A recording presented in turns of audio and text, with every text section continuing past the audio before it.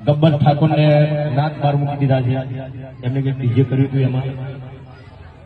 તો જ્યારે ઠાકોર સમાજનું સંમેલન હતું સેક્ટર 11માં, ત્યારે પણ હું ડીજેમાં કદી ગાતો નહીં. કમલેશભાઈ તમને ખબર છે, અશોકભાઈ તમને ખબર છે, રોહિતભાઈ તમને ખબર છે. મેં એક વિનંતી કરી હતી જ્ઞાનીબેનને.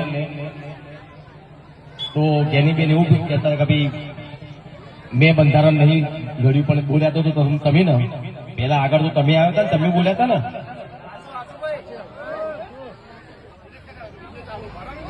જે ડીજે બંધ થયા છે ને એ રીતે ઘણા બધા કલાકારોના બિચારાઓ એ લોકોનો રોજગાર બંધ થઈ ગયો છે.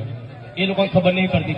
એ બધા મોટા માણસો છે, મોટા માણસો એટલે ડીજેની એમને ખબર નહીં પડતી. લોકો વીગો ગેરવી રાખીને ડીજે લાયા હતા, એ લોકો ઘેર બેસી રહ્યા બિચારા. એક ડીજેમાં 15 કલાકારો કામ કરતા હોય, એવા બનાસકાંઠામાં કેટલા ડીજે હશે? તો એક ડીજેમાં 15 કલાકારો કામ કરતા હોય તો કેટલા કલાકારો બીજા ત્યાં બે ઘર એમને કમાણી બધી બંધ થઈ ગઈ એમની. તો ચલો કઈ વાંધો નહીં, તમે ડીજે બંધ કરાવી દો. પણ જેના લોકોના ડીજે બંધ થયા છે એ લોકો ઘેર બેસી રહ્યા છે, એમને રોજગાર આપો. તમે ચલો આપો, નોકરી આપો, કઈ ધંધો તમે આપો ને. એમને તો એમના સિવાય કલાકારો બિચારા એક ગાવા વગાડવા સિવાય બીજું કોઈ કરી શકવાના નથી.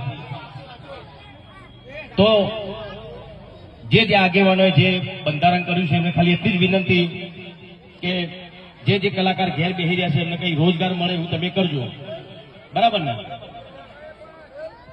આપણા બાજુ ડીજે બંધ નહીં થવાનું. અને કોઈ બંધ કરાવવા આવો તો મને